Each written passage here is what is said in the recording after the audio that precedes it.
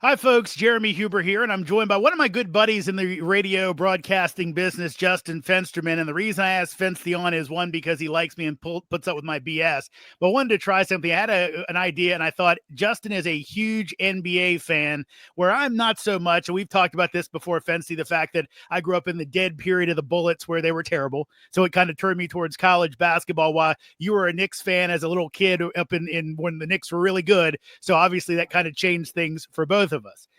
Thank you first for joining me.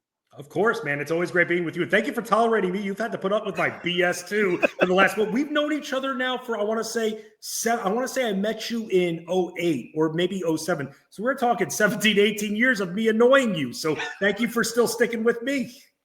So the reason I wanted to bring you on is because I thought I could mumble into a microphone for a while and with this crazy idea I have. But how about a real NBA fan who likes me, who can say, oh, this is really good, or this is really stupid, Huber. This would never, ever work, right? So here's what I had. I thought to myself, a lot of people's complaints about the NBA, and they tried to fix it with the play-in tournament to some mixed results, is that nobody really cares about the regular season. As long as you get in, you're okay with it. You know, no one's really scared about some of the teams up in the upper levels. Who knows how good the Rockets actually are this year? Will they be a pushover team because they haven't had any experience, right? So in my mind, I thought, how could you fix this? I remembered two things. A couple years ago, the NHL during the COVID year did the 24-game playoff, 2014 playoff format. So basically, I think only 16, maybe 7 at the time didn't make it. Also, back in the day, when I was a baby, before you were even born, they used to have the little mini series in the NBA where they played best of 3. So my idea was the following, and we'll throw it up here on the stage right now. And this is the bracket, but we'll also put this one up here, was to play a 12-game or 12-team in each conference setup with play-in series instead of play-in games. Again, with the play-in, you only end up having, I believe, a total of 6 games. This would give you many more than that. I've done the math as well. I didn't bring it with me today. That isn't good, Fence. You got to bring your work with you to show it. But I believe the minimum and maximum games would be more under this format here because you had more teams involved. But basically the way it would go, best of 3s, 5 and 6 seeds hosting all the 3 games that they play in the series, the 7 and 10s, the 8 versus 9 matchups go 1-1-1 to kind of spread out a little more. Teams remain bracketed throughout. First round series, you'd see that this is where I think the fun part is. You would end up having games in hand. And that, of course, was tried with baseball a couple years ago. Didn't work out very well. The players union didn't want to do it. But they said, look, but basically to have them 1 and 2 seeds, you go into the series already basically having a win in your back pocket, 2 wins in your back pocket, depending on how you wanted to do it. 3 and 4s would have to play the full series. Everything from the conference semifinals on would be best of 7 as currently structured. That's the quick review of it. We take a quick look at the bracket as I'll get you back up on the screen, Fensty, and we kind of went over this quickly beforehand. First blush, do you think this is something that would ever have legs with the NBA, or would it even be worth the squeeze of trying to make it work? I don't think that's the case. I think it's too complex for the NBA right now, and I'm just knowing what their focuses are. At this point, with them adding the play-in tournament, that's almost like a dead issue right now. They're focused right now mainly on getting the game more internationally and global. That's their big thing. And you could say the same thing about the MLB too, but definitely the NBA, that's where a lot of the focus is. And I get what you're saying, Jeremy, because look, we've seen teams like the Jazz at the end really disrespect when it comes to the tanking. Not as much as before the play-in tournament, but you also read between the lines with some of these teams. I'm always tracking all the local news regarding the teams to try to get some real authentic reaction. And I'm even seeing teams that are in the play-in tournament that really don't care and don't really want to be there. Like, let's be real. The Bulls, they don't really want to be in the play-in tournament in the Eastern Conference. They've got nothing going for them. And let's just say one of their prospects, Matas Buzelis, goes in there and tears his ACL. Well, they weren't beating Boston or Cleveland anyway. So at that point, or rather with where they were, they would be playing Cleveland if they won out. Sure. And then now you're at a point with Matas Buzelis, who for next year you're expecting big growth and for this organization to start to retool. You can't if he tears his knee up. And I know that's taking a risk anyway with the play-in tournament, but I always think of what can happen to these players and these teams that really don't care. You don't want teams losing in the play-in tournament that you provide on purpose, because that would create a whole mess of the game and even more heat on the NBA. So here's a secondary question. I believe, if I'm correct, the play-in tournament basically doesn't count for the lottery. Those teams that lose in the play-in tournament go ahead and still get ping pong balls or whatever they're using nowadays. As an NBA fan, would you like to see that not be the thing, that if you make the play-in tournament, you're basically stuck in whatever position you're in, so you might as well go ahead and try?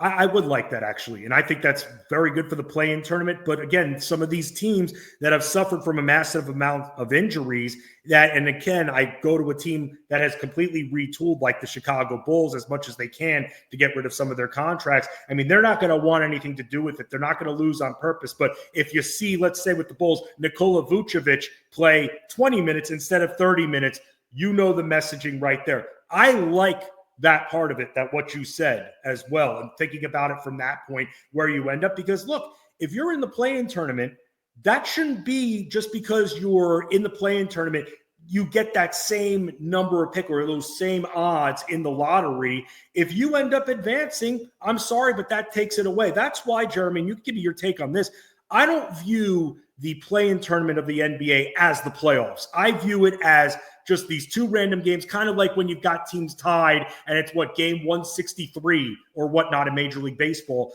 That's kind of how I view the play-in tournament. So I think that if that is how you're determining the final few seeds, how you end up after the play-in tournament, that is your new odds and your new spot going into the draft lottery. Yeah, it's interesting. Again, I agree with you on the fact that I was almost stunned because, again, I don't follow the NBA probably as tight as I should, but to go, oh, so you get to have a chance to go in deep in the playoffs, maybe upset somebody. Was it the Bulls that almost knocked off someone out of the playoff tournament last year? I think it was. Or maybe the Heat actually did it against the Celtics. So, again, we've seen it before. Teams make runs, especially if they're banged up, but it's a very interesting thing. You almost get to have your cake and eat it too, as they say. My other question, I'll let you go because, again, you've been so giving in the middle of your Florida vacation, a working vacation, because that's what Fensty does. But the other issue with this is where I said having the games in hand, possibly to say, look, the number one seed maybe gets a game in hand already, so they only have to win 3 games of their playoff series instead of to maybe say, hey, make those middle of the road games. What we saw in the West, all those teams were kind of knotted up to say, hey, maybe every 2 spots you get that little extra bonus, one last game while your other teams are having to play it out. Do you feel like that might be an incentive to kind of make teams take things a little more seriously when it comes to load management and everything else we see in the NBA? I like the concept that you're providing, that you in your format, you incentivize those top teams, because the top teams are going to be looking at your proposal. They're going to be like, what the hell, Huber? Like, seriously, what about us who have been winning all year? But with this that you're proposing, I'm totally down with providing some kind of advantage to those 2 seeds in your format, those top 2 seeds. I don't mind that. I just don't see the league and the owners really going for it already up 1-0 in a series, because think about it, on NBA shows and when looking at NBA history, it'll be harder to track the exact history when you already have teams up 1-0 that really didn't play that game going into the rest of the series. I just think it creates a little bit of confusion. That's kind of where I'm standing on it.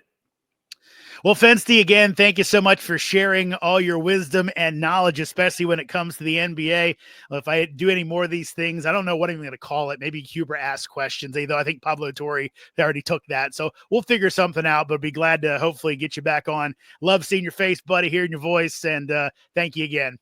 Huber's hot seat, Huber's hot takes. Come on, man. Remember, I have some producing genes in me just like you. We can get creative and create something for this. Jeremy, it's always great being with you, man. You're a true dude. You've always been great and great to me. So it's always great talking sports with you. I just miss it in the halls of Sirius XM like we used to do when we were both in the building every day, it seemed like, for at least the 15 years that we were in. Well, we all do. Miss you, buddy. And thank you again. Travel safe and keep killing it over on the Fantasy Channel.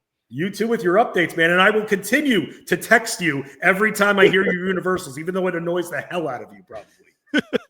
Thanks, Festy. See you, buddy. Of course. See you.